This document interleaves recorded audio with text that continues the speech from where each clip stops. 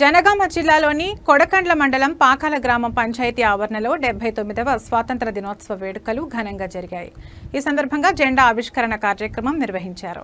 ఈ కార్యక్రమంలో గ్రామ పంచాయతీ కార్యదర్శి Bayyanna, field assistant Salayya, market committee సభ్యుడు నారెడ్డి వెంకటరెడ్డి, కాంగ్రెస్ పార్టీ గ్రామ అధ్యక్షుడు తుడి యుగేందర్, కాంగ్రెస్ పార్టీ ఉపాధ్యక్షులు గంగాధరి ఎల్లయ్య, అంగన్వాడీ టీచర్లు, సీఏలు, పాఠశాల ఉపాధ్యాయులు, విద్యార్థులు, గ్రామ పంచాయతీ సిబ్బంది మరియు గ్రామ పెద్దలు పాల్గొన్నారు.